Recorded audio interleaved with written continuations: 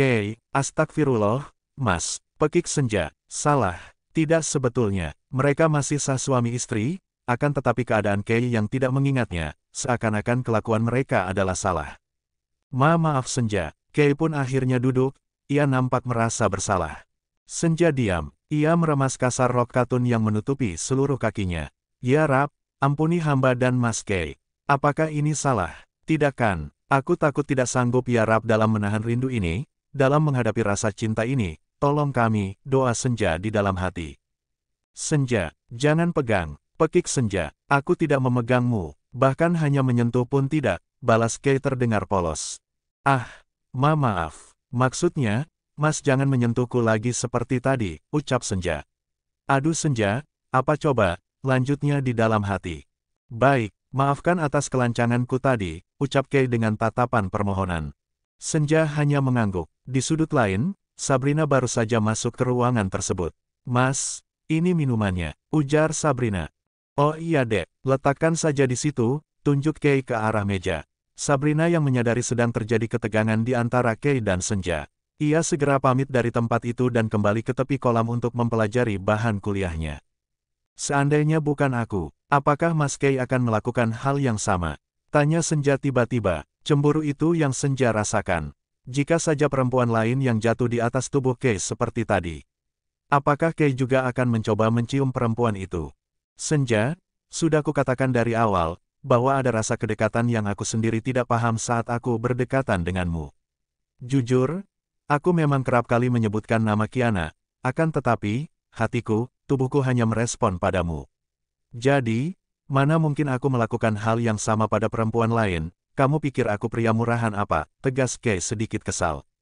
Maaf, Mas, Senja menunduk, kini ia memainkan ujung hijabnya dengan dililitkan pada telunjuknya.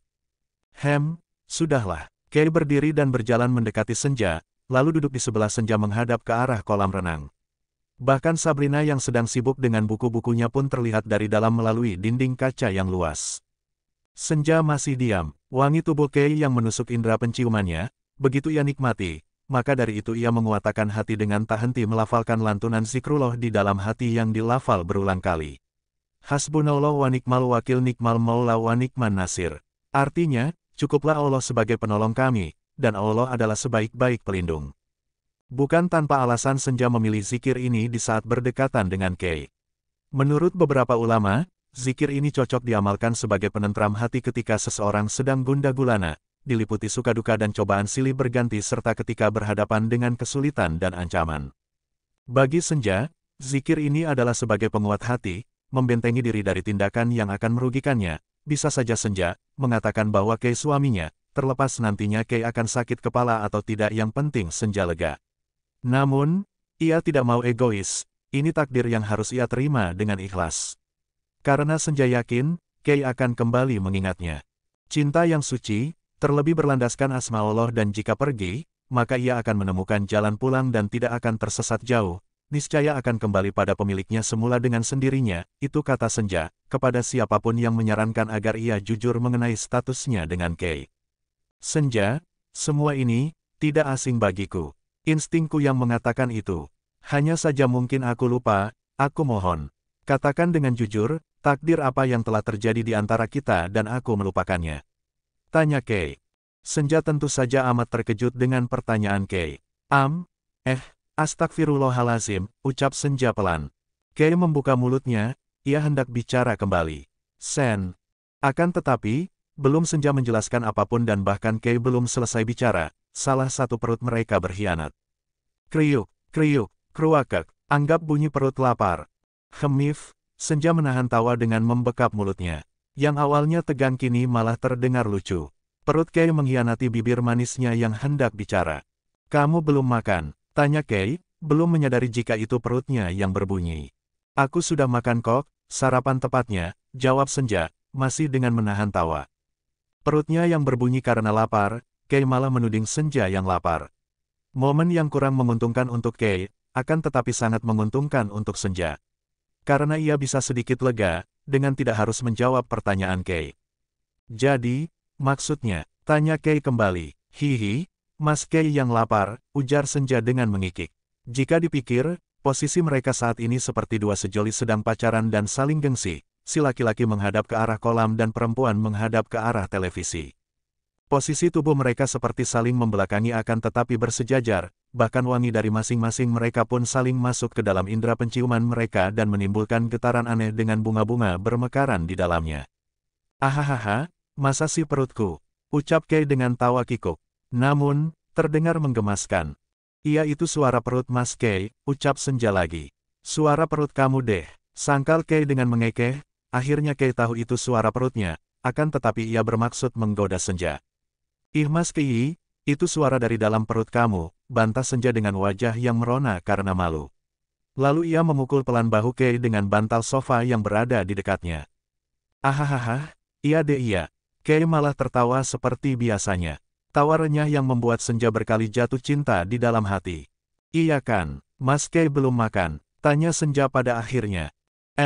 Tadi aku, minum kopi dan merokok. Kay mengingat-ingat, hehehe, iya aku belum makan, mau kasih aku makan gak? Goda Kay dengan merebahkan tubuhnya di hadapan Senja dan menyangga kepalanya, menggunakan bantal sofa yang tadi dibuat memukul bahunya. Oh, ternyata Mas Kay, kesini mau numpang makan. Tanya Senja dengan senyum yang tidak lepas dari bibirnya. Hatinya terasa melompat di dalam. Terlebih saat ini Kay terlentang di hadapannya. Posisi yang ia sukai, pikiran kotor Senja bekerja, ia ingin seperti dulu. Astagfirullah, desis Senja dengan memalingkan wajahnya ke arah sofa. Tujuan awalku untuk menemuimu, akan tetapi tidak ada salahnya aku minta makan sekalian. Kay mengekeh dengan melipat kedua tangannya di dada dan menekuk kedua kakinya. Kepala Kay menoleh ke arah Senja dan menatap Senja tanpa berkedip. Baiklah, Mas tunggu di sini. Aku akan membuatkan makanan untuk Mas Kay. Ujar Senja sembari hendak berdiri. Akan tetapi Kay menahan tangannya. Terima kasih, boleh aku meminta satu lagi? Tanya Kay.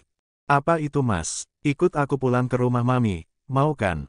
Please, aku ingin selalu dekat denganmu, aku merasa nyaman ada di dekatmu, ujar Kay nampak wajah tampan itu amat memohon. Senja diam sejenak, lalu ia menghela napas pelan. Jika Mas Kay tidak balapan lagi, dan rajin ibadah. Senja tahu, dari maminya, bahwa taraf ibadah Kay agak menurun, tidak segiat saat bersamanya. Untuk balapan, Senja merasa trauma akan kecelakaan dan pengeroyokan yang menimpa Kay, hingga harus kehilangan ingatan 2 kali. Tentu, jawab Kay dengan cepat. Senja bukannya senang, ia justru ragu. Walaupun Kay nampak merindunya, akan tetapi ia masih labil akan perasaannya. Kay kerap kali menyebut Kiana, belum lagi Rayla yang pernah datang beberapa kali ke rumah Mami, walaupun Kay selalu menolak untuk bertemu dengannya. Tidak menutup kemungkinan jika Kay tahu Kiana dan Ethan kini sudah saling tahu perasaan masing-masing, maka suatu saat, Kay akan tergoda model cantik dan seksi itu.